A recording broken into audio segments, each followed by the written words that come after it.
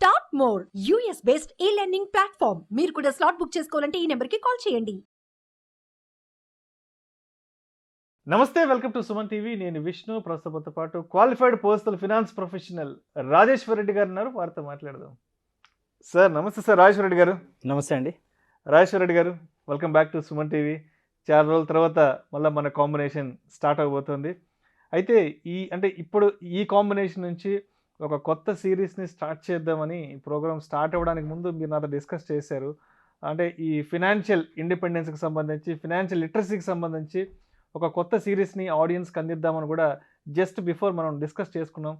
ఏంటి అంటే ఈ సిరీస్లో ఎలాంటి కంటెంట్తో ఆడియన్స్లోకి మనం వెళ్ళబోతున్నాం? అసలు ఫైనాన్షియల్ లిటరసీ అనేది జనరల్గా ఇప్పుడు సుమన్ టీవీ అంతా చేస్తోందండి.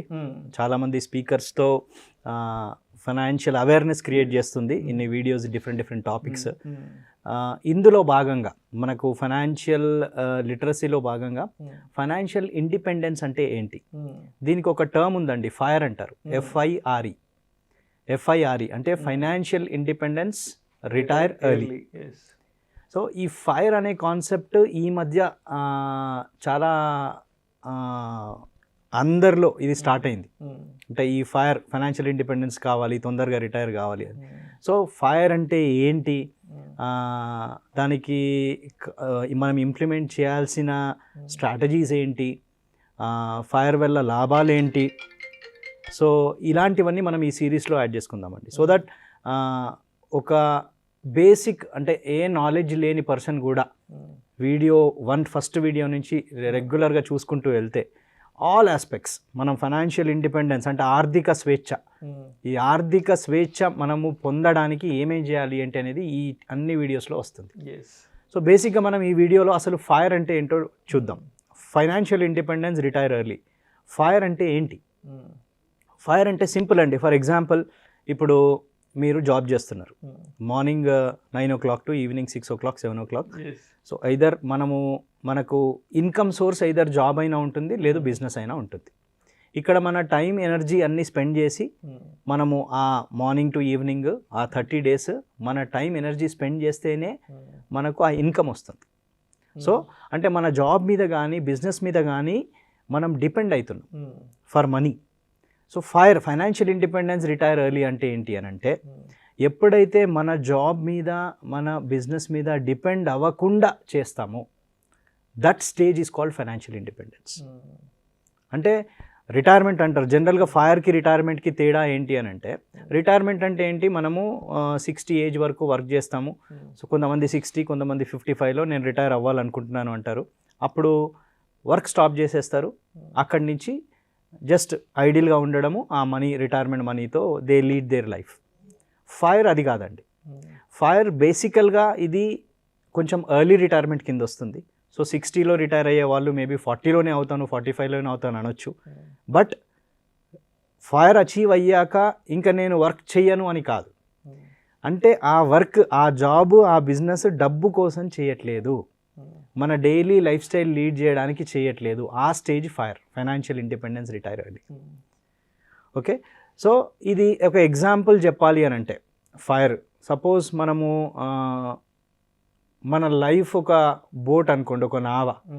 మనం ఒక డెస్టినేషన్కి వెళ్ళాలి. సో ఆ గాలిని మనం అలైన్ చేసుకుంటూ వెళ్ళాలి. సో ఇందులో మన నావ, మన లైఫ్ అనుకుంటే, మన జీవితం అనుకుంటే, ఆ గాలి దిస్ ఫైనాన్షియల్ ఇండిపెండెన్స్. సో దీన్ని ఎలా అలైన్ చేయాలి మరి? సో ఇది ప్యూర్గా చెప్పాలంటే అండి, మన ఇండిపెండెంట్గా మన ఒక్క ప్లాన్ అంటే ఇండివిజువల్ స్ట్రాటజీ, ఇది ఒక ఆర్థిక వ్యూహం, వ్యక్తిగత ఆర్థిక వ్యూహం, ఇండిపెండెంట్ ఫైనాన్షియల్ స్ట్రాటజీ ఫైర్ అంటే ఇది కామన్గా ఉండదండి. ఫర్ ఎగ్జాంపుల్, రిటైర్మెంట్ అంటే మనం ఏమనుకుంటాము, 60 ఏజ్లో రిటైర్ అవ్వాలి, 55లో స్పెసిఫిక్గా చెప్తారు. బట్ ఫైర్ వచ్చేసరికి కొంతమంది 40లోనే నేను 40లోనే ఫైర్ అచీవ్ అవ్వాలనుకుంటున్నాను, ఫైనాన్షియల్ ఇండిపెండెన్స్ కావాలనుకుంటున్నాను, నాకు అక్కడి నుంచి unlimited source of income life long కావాలి. కొంతమంది 50 అనొచ్చు, కొంతమంది 30 అనొచ్చు. సో ఈ స్టేజ్ డిఫరెంట్ పీపుల్కి డిఫరెంట్ స్టేజ్.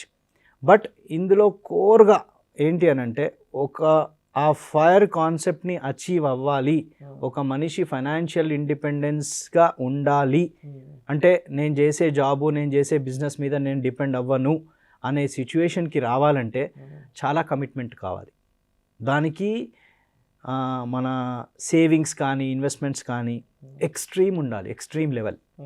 జనరల్గా మనం ఫైనాన్షియల్ ప్లానింగ్లో ఫైనాన్షియల్ థంబ్ రూల్స్ వీటిల్లో ఏమంటామంటే, మనం ఇదివరకు వీడియోలు కూడా చేసాం, 50-30-20 రూల్ అంటాం.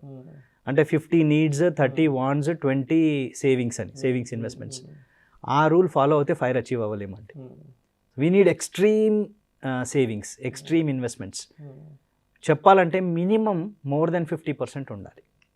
₹1,00,000 సంపాదిస్తే మినిమం 50,000 సేవింగ్స్ ఇన్వెస్ట్మెంట్స్కి వెళ్ళిపోతేనే ఆ ఫైర్ అచీవ్ అయ్యే ఛాన్సెస్ ఉంటాయి. మరి ఆ మినిమం సేవింగ్స్కి చేయాలి 50% అంటే దాని అర్థం ఏంటి? ఎక్కడైతే ఆ 50-30-20లో అంటే వాంట్స్ అండ్ మన నీడ్స్ వాంట్స్కి ఖర్చులు అవుతున్నాయో వాటిని తగ్గించే స్ట్రాటజీస్ ఏంటి ఇందులో మనం డిస్కస్ చేస్తాం ఫ్యూచర్ వీడియోస్లో.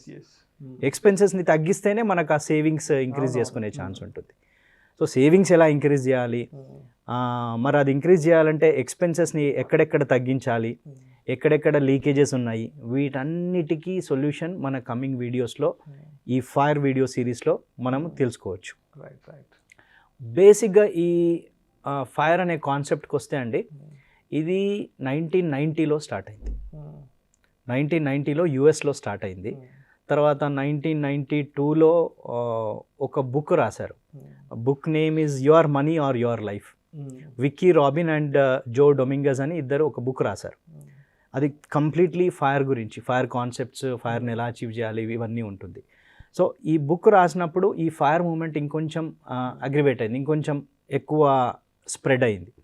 ఆ తర్వాత 2000లో కొన్ని బ్లాగ్స్, ఆన్లైన్ ఫోరమ్స్ ఈ బుక్కి సంబంధించి, వీటిల్లో ఏంటంటే వీటిల్లో ఫ్రీక్వెంట్గా ఈ ఫైర్ పోస్ట్లను చూసి కొన్ని కమ్యూనిటీస్ ఫామ్ అయిపోయి, దాంతోపాటు 2008లో మనకు ఎకనామిక్ అన్సర్టనిటీ, అప్పుడు దానివల్ల ఏమైందంటే అందరూ ఆర్థిక స్వేచ్ఛ కావాలి, ఇలాంటి సిచ్యువేషన్ మళ్ళీ వస్తే ఎలా అనే ఈ కాన్సెప్ట్లో మెల్లిమెల్లిగా కొన్ని కమ్యూనిటీస్ ఫామ్ అవ్వడం స్టార్ట్ అయింది. ఎక్కడ? యుఎస్లో, యూరోప్లో, ఆస్ట్రేలియాలో, కెనడాలో, ఇవన్నీ ప్లేసెస్లో కొన్ని కమ్యూనిటీస్ ఫామ్ అవ్వడం స్టార్ట్ చేసి, ఆ కమ్యూనిటీస్ ఏం చేసేవాళ్ళు, ఆన్లైన్ ఫోరమ్స్లో, ఆన్లైన్ మీటింగ్స్లో they use to exchange their views. అంటే నేను ఇది ఈ ఫైర్ కాన్సెప్ట్లో నేను చేస్తున్నాను, నేను ఇది చేస్తున్నాను. సో ఆ ఎక్స్చేంజ్ ఆఫ్ వ్యూస్లో ఇది ఇంకొంచెం పాపులర్ అయింది. పర్టికులర్గా మన ఇండియాకి వస్తే అండి, ఈ టెక్ సేవీ జనరేషన్ ఏదైతే ఉందో, మన ఇండియన్ డెమోగ్రఫీ చూసుకుంటే మేజర్గా మనకి యంగ్ పాపులేషనే ఎక్కువ ఉంది.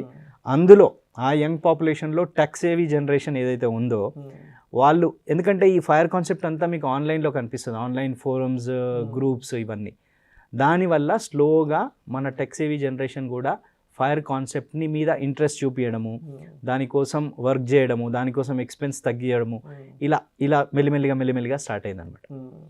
బేసిక్ ఇది ఏంటంటే, focus on more savings, reduce your expenses and invest in asset classes. Frugality అనేది అంటే మిత వ్యయం, అక్కడ చాలా చాలా కేర్ తీసుకోవాలి, పర్టికులర్గా ఈ ఫైర్ కాన్సెప్ట్. ఎందుకంటే టిపికల్గా మీరు ట్రెడిషనల్ ఫామ్లో రిటైర్ అయితే ఏంటి, 25లో వర్క్ స్టార్ట్ చేస్తాము, 60 వరకు వర్క్ చేస్తాం. 25 to 60 ఎంత? 35 years. అంటే 35 years వర్క్ చేసిన తర్వాత ఒక కార్పస్ క్రియేట్ చేస్తున్నాము. ఆ 60 నుంచి 80 వేసుకుంటే ఇంకో 20 years కావాలి మనకు. కానీ ఇది ఈ 60ని ప్రీపోన్ చేస్తున్నాం 40లోనో 45లోనో. అంటే వర్కింగ్ ఏజ్ తగ్గిపోయింది, మనము ఆ డిస్ట్రిబ్యూషన్ ఫేజ్, మనం ఎప్పుడైతే ఆ అమౌంట్ యూజ్ చేసుకుంటామో అది పెరిగింది. అంటే దాన్ని మ్యాచ్ చేయాలంటే ఏం చేయాలి, మనము హ్యూజ్ కార్పస్ క్రియేట్ చేయాలి తక్కువ టైంలో.